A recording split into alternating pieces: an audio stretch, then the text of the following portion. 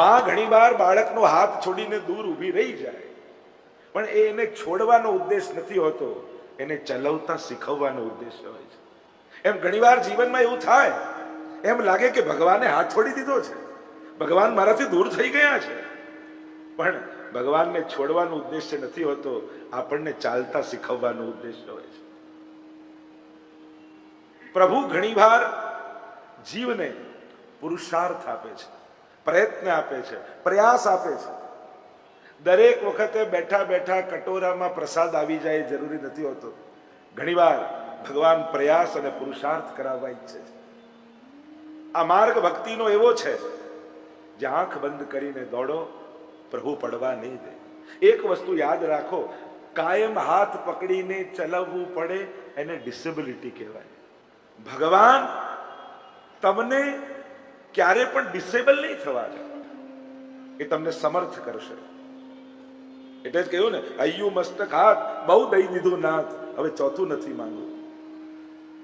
પ્રભુ સુવિધાઓ આપી વ્યક્તિને પુરુષાર્થ કરતા શીખવે છે, સંજોગો ઉભા કરી પ્રયાસ કરવામાં અગ્રસર કરે છે. આ ભાગવતની દિવ્ય યાત્રા છે, જ્યાં જીવે કાંઈ પ્રયાસ કરવાનો નથી, તમારે તો બેઠા જ રહેવાનું છે. વિચાર કરો, ભાગવતની મહત્તા કેટલી છે. વૈકુંઠમાં જાઓ તો ભગવાન આગળ બેસવા આવી ખુરશી સોફા મળે, ઉપર પંખો ચાલતો હોય, શાંતિથી બેઠા બેઠા ઠાકોરને જોયા કરી. ચલો વૈકુંઠની વાત છોડો, નાથ દ્વારા જાઓ તોય ઠાકોરજીની સન્મુખ આવી ખુરશી સોફો મળે. એટલે ભગવાનનું સૌથી સુગમ સ્વરૂપ કોઈ હોય તો એ શ્રીમદ ભાગવત છે. જીવની સુવિધા કરી અને ભગવાન જીવ સુધી પહોંચતો હોય છે. આ એવો પ્રવાહ છે. પેલા ગંગાજીના કિનારે તમારે જવું પડે, પેલું અમૃત પીવા ત્યાં સ્નાન કરવા તમારે જવું પડે. આ કથારૂપી અમૃત તમારા સુધી આવે છે, તમને પાવન કરે છે.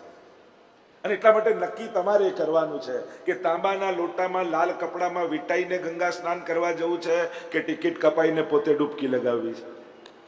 જવાનું તો છેલ્લે છે જ, પણ તમે ટિકિટ કપાવીને ડૂબકી લગાવો એનો આનંદ જુદો છે, અને તમારા પછી તમારા બાળકો જઈને તમારું વિસર્જન કરે એનો જુદો ભાવ છે. તો વિસર્જન થવું છે કે વિનિયોગ કરવો છે આપણી જાતનો? શ્રી ગંગાજીના તટ પર જઈ સ્નાન કરી જાતને પાવન. એટલે હું તો હંમેશા કહું, જે સત્કર્મો કરવા હોય પોતાની જાતે ને પોતાના હાથે કરીને જાઓ. એ તો ઘણા લોકો ગયા પછીના પ્લાનિંગ બહુ કરે. મારા ગયા પછી બિલમાં લખી જાય, આવી કથા કરજો, આવું ગૌદાન કરજો, આવું આમ કરજો, અને પાછું જતા જતા ટેન્શન, આ કરશે કે નહીં. તો આવા મનના ભય રાખીને જવું એના કરતા આ બધું કરી ગયા એનો આનંદ વાગોળતા વાગોળતા ન જઈએ. અને સમય અનુકૂળ હોય તો સત્કર્મો કરી જ લેવા. પછી નથી થતું વૈષ્ણવો. આ શરીર ચાલે છે, પરિવાર અનુકૂળ છે, સ્વાસ્થ્ય સાથ આપે છે, સામર્થ્ય ભગવાને આપ્યું છે, તો પોતાના સામર્થ્ય પ્રમાણે સત્કર્મો કરી લો. કારણ કે પછી સંજોગો અનુકૂળ નહીં રહે ને, બધું સામર્થ્ય એમને એમ રહેશે, પણ ઉભા કરનારા બે જણા જોઈશે ત્યારે કાંઈ થવાનું નથી.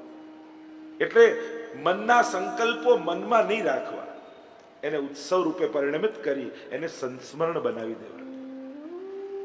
અને જે સમય સંસ્મરણ બની જાય છે એ આપણું થઈ જાય છે. જો આ 7 દિવસની એક યાદ છે, એક સંસ્મરણ છે. જ્યારે જ્યારે કથાનું નામ આવશે ત્યારે કાંદીવલીની આ કથા બધાને યાદ આવશે. એમ થાય આપણે કેવો આનંદ કર્યો, આપણે કેવું સુંદર ઉત્સવ કર્યા હતા, કેવા પ્રભુના વિવિધ પ્રકારના મનોરથો અને કથાઓના શ્રવણ કરીને જીવનને ધન્ય કર્યું હતું. મધુર સંસ્મરણો ભેગા કરો. કારણ કે જ્યારે મોટી ઉંમરમાં શરીર નહીં ચાલે ને ત્યારે સંસ્મરણોના સહારે દિવસો કાઢવાના છે. શરીર ચાલે છે ત્યાં સુધી તો બધે જઈ શકશો, પણ જો યુવાનીમાં સારી યાદો ભેગી નહીં કરીને તો ઘડપણ બહુ ખરાબ જશે. ઘડપણ સુધારવા માટે જીવનમાં સારા સંસ્મરણો ભેગા કરવા બહુ જરૂરી છે. તો ઘણી વાર વડીલો કે ને, ખુરશી બેઠા હોઈએ, ક્યાંય જવાનું તો હોય નહીં, આખો દિવસ ખરાબ વિચાર આવે, નબળા વિચારો આવે છે. એમ થાય કે આનું આ થઈ ગયું, આમ બીમારી થઈ ગઈ, આમ થઈ ગયું. તો નબળા જ આવે ને, સારી યાદો ભેગી કરી હતી. શરીર ચાલે છે, સારા સંસ્મરણો ભેગા કરવા. અને સારા સંસ્મરણો હશે ને તો બેઠા બેઠા યાદ કરતા કરતા પણ ખુશ રહેશો. કે આપણે કેવા મનોરથો કરતા, કેવા ઉત્સવો કરતા, કેવા આનંદ કરતા હતા. કારણ કે પછી જેમ યુવાનીમાં શરીરના સહારે જીવતા હોઈએ, ઘડપણમાં મનના સહારે માણસ જીવતો હોય છે. અને મન પ્રસન્ન હોય એનું ઘડપણ સારું જાય. એટલે મનની પ્રસન્નતા બહુ જોઈએ. ઘણી વાર લોકો વડીલોને સેવામાં પણ પછી જીવ બાળવાની આદત પડી જાય. હવે તો નીચે નથી બેસાતું તો કુર્સી પર બેસીને કરો, પણ પ્રભુથી ઉપર કેમ બેસાય તો મંદિર ઊંચું કરી લો. બધાના રસ્તા છે, પણ જીવ બાળવાનો કોઈ ઉપાય નથી. ઘણી વાર જીવ બાળતા પહેલા જેવું નથી થતું, પહેલા જેવા હવે તમે રહ્યા નથી, તો પહેલા જેવું ક્યાં થવાનું? આ શરીરે, આ સંજોગે, આ વ્યવસ્થામાં શું ઉત્તમ થઈ શકે એ કરી અને આનંદમાં રહેવું. નહીં તો આ જીવ બાળવાની આદત પડી ગઈ ને તે જીવ બાળ્યા જ કરે. આમ નથી થતું, આમ નથી થતું, પહેલા આમ કરતા હતા. સમય ગયો. હવે જે સમય છે એ સમય પ્રમાણે કેવો આનંદ માણી શકીએ છીએ એનું ચિંતન કરો. ક્યાંય અટકી નહીં જવું, જીવનમાં રસ્તા કાઢતા શીખો. પ્રસન્નતા એ ભક્તિનું પહેલું પગથિયું છે.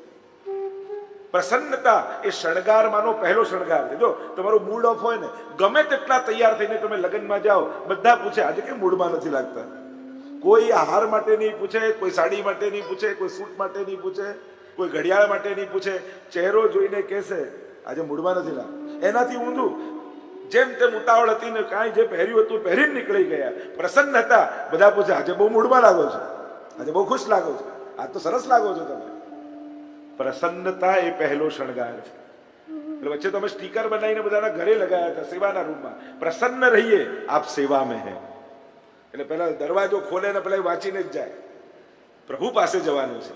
આનંદ માત્ર કરપાદ મુખોદરાદી, જે સર્વાંગ આનંદમય છે એ ઈશ્વરની સેવામાં જતા પહેલા તમારા મનમાં આનંદ છે કે નહીં, તમારા ચહેરા પર પ્રસન્નતા છે કે નહીં, તમારી આંખોમાં ચમક છે કે નહીં, એ જોઈને પછી ઠાકોરજી સામે જજો.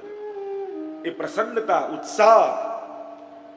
અને એ જ વસ્તુ રડતા રડતા કરો, કાંઈ થતું નથી, પ્રભુ સકડી ધરવી જોઈએ, નથી થતું, આ મિશ્રી ધરું છું, લો આરોગો. પ્રભુ કે આય તું લઈ જા. તારી રડતા રડતા મિશ્રી એને જ જોઈતી મારે.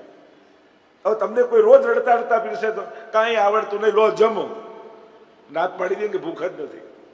મૂળ વાત છે જે કરો એ ઉત્સાહથી કરો. શ્રીમદ ભાગવત કથા જીવનને ઉત્સવ બનાવે છે, ઉત્સાહથી ભરી દે છે.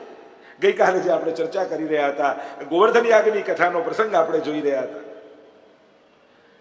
ઇન્દ્રના માનનું ભંગ કર્યું પરમાત્માએ. શ્રીનાથજીનું એક નામ છે દેવ દમન શ્રીનાથજી.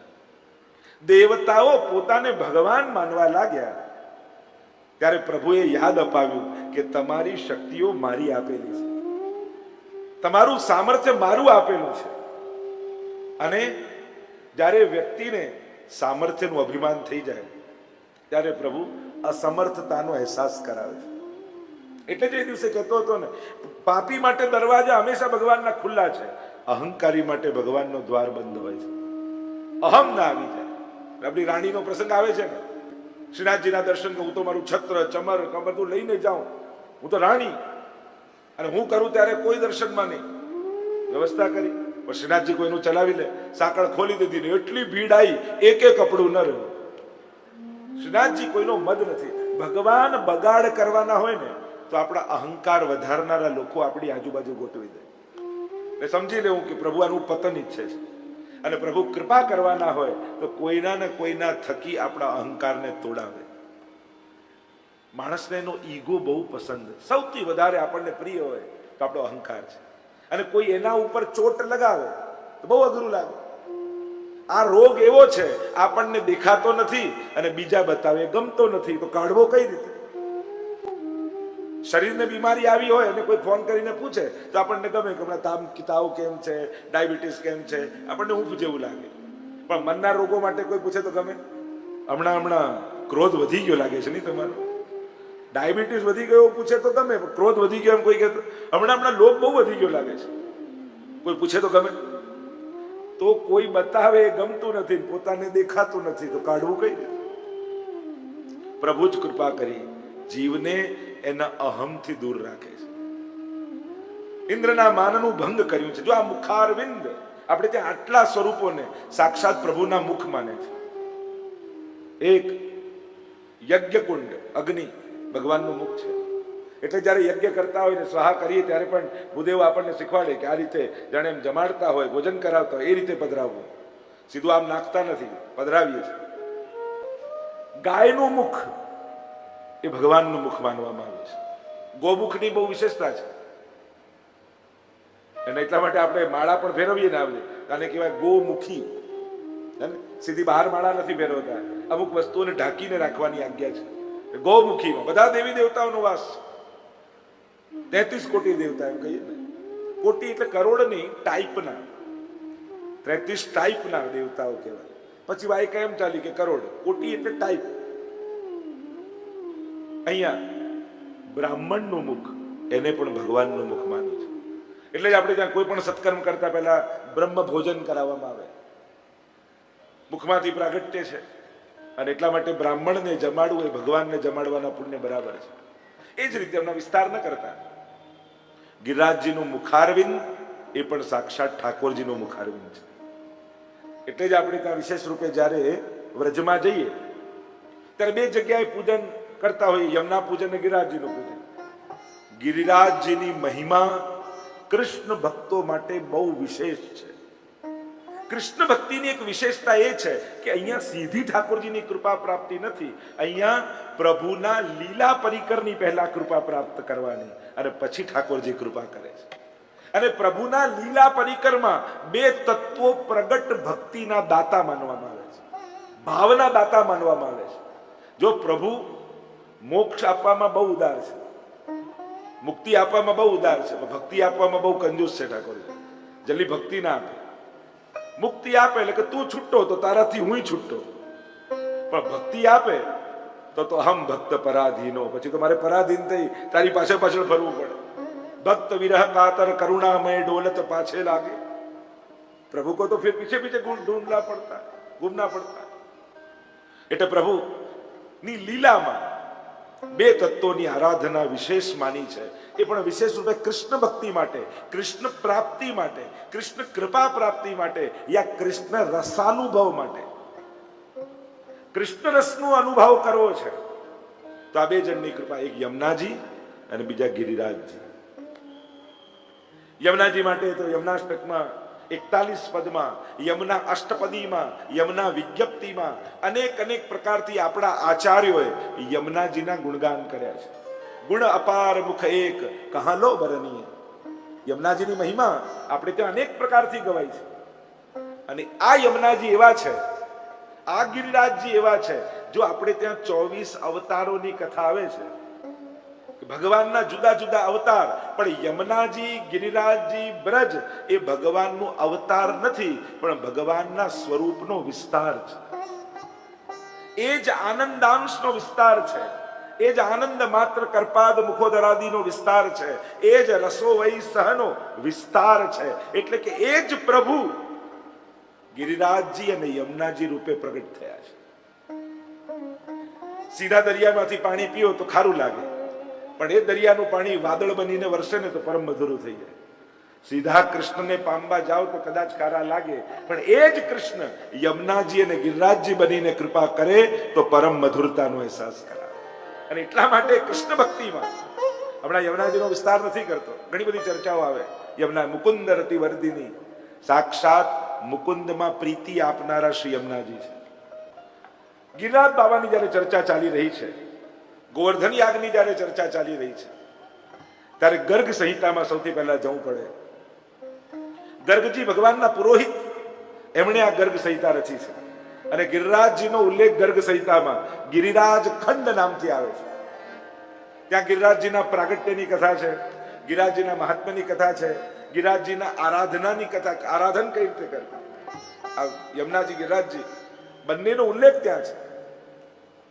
ગિરિરાજજીનું સૌથી પહેલું પ્રાગટ્ય ગોલોકધામમાં છે. જો ગિરિરાજજી, યમુનાજી, બ્રજ આ બધા પૃથ્વીનો ભાગ નથી. આધ્યાત્મિક જગતમાં જ્યારે તમે પ્રવેશ કરી રહ્યા છો, કૃષ્ણ ભક્તિના જગતમાં જ્યારે તમે પ્રવેશ કરી રહ્યા છો, ત્યારે એના કેટલાક નિયમ. આ વ્રજમંડળ, યમુનાજી, ગિરિરાજજી એ વરહા પુરાણમાં કહ્યું આ પૃથ્વીનો ભાગ નથી. કારણ કે વરહા ભગવાન જયારે પૃથ્વી લઈને આવ્યા અને વિચાર કરવા લાગ્યા ક્યાં રાખવું, ત્યારે એમને એક લીલોછમ ટુકડો દેખાયો. અને ત્યારે પૂછ્યું કે આ શું છે? તો કે આ બ્રજમંડળ છે. સાક્ષાત ગોલોક ધામથી જ્યારે પ્રભુ ભૂતલ પર આવતા હોય ત્યારે ભગવાન આવે એના પહેલા એનું લીલા પરિકર અને એમનું નિજધામ ભગવાન ભૂતલ પર મોકલે છે. એટલે કૃષ્ણ આવતા પહેલા બ્રજમંડળ, યમુનાજી અને ગિરિરાજજી ભૂતલ પર પધારે છે. અને એમ કહેવાય કે પ્રલય થઈ જાય, આખી પૃથ્વી ડૂબી જાય, છતાંય બ્રજ ડૂબતું નથી. બ્રજ પૃથ્વીનો ભાગ નથી. અને એટલા માટે આપણે ત્યાં આ અલૌકિક તત્વોના ત્રણ સ્વરૂપો બતાવ્યા: આદિ ભૌતિક સ્વરૂપ, આધ્યાત્મિક સ્વરૂપ અને આદિ દૈવિક સ્વરૂપ. આંખથી દેખાય એ આદિ ભૌતિક સ્વરૂપ કહેવાય. બુદ્ધિ જેના મહાત્મ્યને સ્વીકારે એ આધ્યાત્મિક સ્વરૂપ કહેવાય. અને હૃદય જેના રસાનુભવ કરે એ આદિ દૈવિક સ્વરૂપ કહેવાય. સરળ ભાષા એટલે કે બે વસ્તુ જો સરળ ભાષામાં તમને સમજાવું, ભક્તિ માર્ગમાં આ બે શબ્દોનો ભેદ સમજવો જરૂરી છે. એક છે આકાર અને બીજું છે સ્વરૂપ. ગિરિરાજજી પર્વત આકારે છે, પણ સ્વરૂપ તો હરિદાસ વર્યનું છે.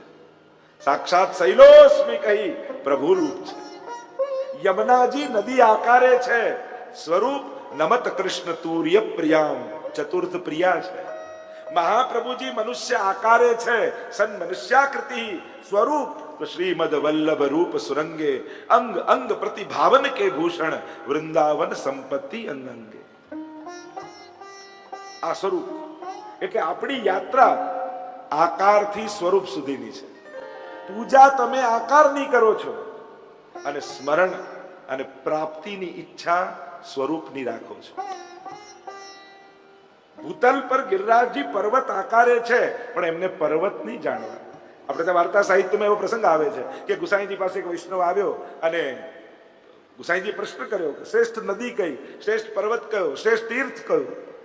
ત્યારે વૈષ્ણવ કહ્યું, જયરાજ શ્રેષ્ઠ નદી તો યમુનાજી છે, શ્રેષ્ઠ પર્વત તો ગિરિરાજજી છે, શ્રેષ્ઠ તીર્થ તો બ્રજમંડળ છે. ત્યારે ગુસાઈજીએ કહ્યું, મૂર્ખ, તું યમુનાજીને નદી માને છે, એ તો સાક્ષાત ઠાકોરજીની ચતુર્થ પ્રિયા છે. શ્રેષ્ઠ નદી તો ગંગાજી છે. અરે મૂર્ખ, તું ગિરિરાજ બાવાને પર્વત માને છે, શ્રેષ્ઠ પર્વત તો મેરુ પર્વત છે, ગિરિરાજ બાવા તો હરિદાસ વર્ય છે. અરે બ્રજમંડળને તું તીર્થ માને છે, તીર્થ તો પ્રયાગ છે, વ્રજ તો ઠાકોરજીનું ઘર છે. આ ભાવ આપણે ત્યાં. એટલે ગિરિરાજજીની મહિમા સૌથી પહેલા ગોલોક ધામમાં સ્વયં સ્વામિનીજી ઠાકોરજીને વિનંતી કરે છે કે એવું કોઈ સુંદર રમણીય સ્થાનનું નિર્માણ કરો જ્યાં સુંદર કંદરાઓ હોય, કંદમૂળો ઉગતા હોય, ઝરણાઓ વહેતા હોય અને એની સઘન કંદરાઓમાં આપણે એકાંતિક વિહાર કરીએ. અને જ્યારે આવો મનોરથ કર્યો એ જ ક્ષણે પ્રભુના હૃદયમાંથી તેજ પુંજ નીકળ્યું, 100 યોજન ઉપર ગયું અને પ્રભુએ હાથ મૂક્યો અને 100 શિખર વાળા શતશૃંગ નામથી ગિરિરાજ બાવાનું ગોલોક ધામમાં પ્રાગટ્ય થયું. આ ગોલોક ધામનું પ્રાગટ્ય પ્રભુ ભૂતલ પર પધારવાના છે. નેહ કારણ શ્રી યમને પ્રથમ આવી, યમુનાજી પધાર્યા. ગિરિરાજજીના પ્રાગટ્યની કથા ગર્ગ સંહિતામાં આવી. સાલમલી દ્વીપમાં દ્રોણ પર્વતના પુત્ર રૂપે ગિરિરાજજીનું પ્રાગટ્ય થયું. 3 પુત્ર થયા. પહેલા કાંતાનાથ પર્વત જે ચિત્રકૂટમાં છે, બીજા આ ગોવર્ધન અને ત્રીજા ચરણાદ્રી જે ચરણા ગુસાઈજીનું પ્રાગટ્ય સ્થળ. આ 3 ભાઈઓ છે. વિસ્તાર નથી કરતો, સીધી એની કથા કહું. પુલત્સ મુનિ આવ્યા અને એમને થયું કે આ ગોવર્ધનને, ગિરિરાજને કાશી લઈ જાઉં અને એની કંદરાઓમાં બેસીને મહાદેવજીની ઉપાસના કરો. વિનંતી કરી, કહ્યું આવું તો ખરા, એક શરત, એક વાર મને જ્યાં મૂકશો ત્યાંથી ઉભો નહીં થયો. યોગ બળે લીધા હાથમાં, વચને બંધાયા, ચાલતા ચાલતા કાશી તરફ. વચમાં આવ્યું વ્રજ और हम तो श्री विठ्ठलनाथ उपासी और कहा करूं जय काशी. अरे मारे तो व्रजમાં જ રહેવું છે. એટલે વજન વધાર્યું, એટલું વધ્યું, ઉચકી ન શક્યા ને નીચે પધરાવી દીધા. ફરી લેવા ગયા ત્યારે કહું, વચને બંધાયેલા છો, એક વાર મને જ્યાં મૂકશો ત્યાંથી ઉભો નહીં થો. ઋષિને આવ્યો ક્રોધ, તે મારી જોડે કપટ કર્યું છે, હું તને શ્રાપ આપું છું, રોજ તલભર ઘટીશ. અને એટલે ગિરિરાજ બાવા રોજ તલભર ઘટે છે. તમે જો 10-15 વર્ષ પહેલા ગિરિરાજજીના દર્શન કર્યા હોય અને આજે જાઓ તો તમને ફરક લાગે. આમ વ્રજમંડળમાં ગિરિરાજજી પધાર્યા. અનેક અનેક ગાથા અને કથા છે. વૈષ્ણવોનું, કૃષ્ણ ભક્તોનું પ્રગટ ગોલોક ધામ એ ગિરિરાજજીની ભીતર છે, જેના દર્શન ચતુર્ભુજ દાસજીને ખટ ઋતુની વાર્તા પ્રસંગમાં કરાવ્યા, દ્વાદશ નિકુંજનો અનુભવ કરાવ્યો. કારણ કે કૃષ્ણ ભક્તિની વિશેષતા એ છે, અહીંયા સ્વરૂપાસક્તિથી શરૂઆત થાય છે ભક્તિની, પણ પ્રાપ્તિ સ્વરૂપમાં નથી કરવી, પ્રાપ્તિ તો લીલામાં કરવી છે. અને સ્વરૂપમાં પ્રાપ્તિ થઈ જાય તો મોક્ષ થઈ જાય, અને લીલામાં પ્રાપ્તિ થાય તો રસાનુભવ થઈ શકે. અને એટલા માટે વૈષ્ણવ એમ જ છે, અમારો રાસમાં પ્રાપ્તિ થાય, દાન લીલામાં, વ્રજ લીલામાં પ્રાપ્તિ થાય. અમારી કૃષ્ણમાં પ્રાપ્તિ થાય એવું કોઈ નથી બોલતું. આપણે શું બોલીએ? અમારું વ્રજ લીલામાં પ્રાપ્તિ થાય. ભગવદ લીલામાં એટલે કે નિત્ય લીલા, નિત્ય લીલામાં પધારે. એમ કે આપણે કહીએ કે લીલામાં પધારે, એ ભગવદી લીલામાં પધારી ગયા. ભગવાનમાં પ્રવેશી ગયા એવું કોઈ નથી કરતું, લીલામાં ગયા છે. કારણ કે રસ તો લીલામાં પ્રાપ્ત થાય, ભગવાનમાં ભળી જવાથી તો મુક્તિનો અનુભવ થાય. અહીંયા ગિરિરાજજી માટે ઘણી ગાથાઓ છે, પૂજનનો પ્રકાર છે, આરાધનનો પ્રકાર છે. પરિક્રમા પણ પૂજનનો એક ભાગ જ છે. બ્રાહ્મણો પણ પૂજન કરાવતા ને, પરિક્રમા પદે પદે એમ કરીને ફેરવે, એનો એક ભાવ છે પરિક્રમાનો. જમણો હાથ જેનું પૂજા કરતા હોય એની તરફ રાખી અને ગોળ ફરવું, એને કહેવાય પરિક્રમા. આ પ્રકાર છે. કઈ રીતે થાય? આપણે ત્યાં ગિરિરાજ બાબા 3 શિખર છે, અષ્ટ દ્વાર છે ગિરિરાજજીમાં પ્રવેશવાના, અને અષ્ટ સખા એ દરેક દ્વારના મુખિયા છે. જ્યાં ભીતર દ્વાદશ નિકુંજ છે, મુખિયા છે, દ્વારપાલ નથી. દ્વારપાલ હોય દરવાજાની બહાર ઉભા રહે, મુખિયા હોય એ તો ભીતર સેવામાં હોય. એટલે આ અષ્ટ સખાઓ ભીતર સેવા કરે છે. 5 સ્વરૂપ ગિરિરાજજીના માનવામાં આવ્યા. સંક્ષિપ્તમાં જો ચર્ચા કરું, તમે પરિક્રમા કરો તો આ 5 માંથી એક સ્વરૂપે ગિરિરાજજી અવશ્ય દર્શન તમને આપે.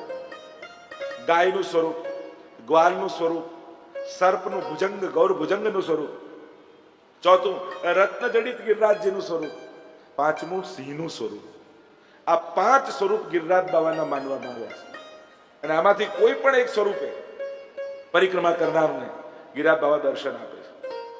બને જ્યારે પણ પરિક્રમા કરો, ખુલ્લા પગે કરો એમ કહીએ, પણ બંધ મુખે પરિક્રમા કરવી. પગ ખુલ્લા છે એ ચિંતા નથી, બને તો મુખ બંધ રાખો. કોશિશ કરજો કે જ્યારે ગિરિરાજજીની પરિક્રમા કરતા હો એટલી વાર કોઈ લૌકિક વાત મારા મુખેથી ન નીકળે. કારણ કે ગિરિરાજ બાબા છે ને એ અખંડ ભગવદ નામ લે છે, અખંડ ભગવદ નામ. અને જ્યારે આવા અલૌકિક તત્વોની સન્મુખ તમે ઉભા હો અને કંઈક લૌકિક બોલો ને, તો એમને એમના ભગવદ નામમાં વિક્ષેપ પડે છે, એમને શ્રમ પડે છે. એમ આપણે ત્યાં કહેવાય, ભગવદીઓ માટે શ્રમ, વિક્ષેપ અને દુઃખ શું છે? પ્રભુને ભૂલી જવું એ જ એમના માટે દુઃખ છે. કહ હનુમંત વિપત્તિ પ્રભુ સોઈ, જબ તવ સુમિરન ભજન ન હોય. સંકટ શું? કે પ્રભુનું વિસ્મરણ થવું, પ્રભુની ભક્તિમાં વિક્ષેપ આવો. તો કોશિશ કરજો યમુનાજીના તટ પર હો ત્યારે અને ગિરિરાજજીની તળેટીમાં હો ત્યારે ભગવદ નામ સિવાય બીજું કાંઈ ન બોલવું પડે એનો પ્રયાસ કરજો. મહાપ્રભુજીને પણ તળેટી ગમે છે. ગોવર્ધન સ્થિતિ ઉત્સાહ નામ છે મહાપ્રભુજી. તો 5 સ્વરૂપે ગિરિરાજ બાબા દર્શન આપે છે. ગિરિરાજજીનો મહિમા અનેક પ્રકારથી ગવાયો છે. આપણે તો વંદન કરીએ ગિરિરાજ બાબાને. બોલીએ ગિરિરાજ મહારાજ કી જય. પ્રભુએ ગોવર્ધન યાગની લીલામાં ગિરિરાજજીની મહિમા ગાઈ, ગિરિરાજજીનો મહિમા સમજાવ્યો, ઇન્દ્રના માનનું ભંગ કર્યું, ક્ષમા માંગી છે. અને આમ ત્યારથી ગિરિરાજજીના પૂજનનો મહિમા ચાલ્યો.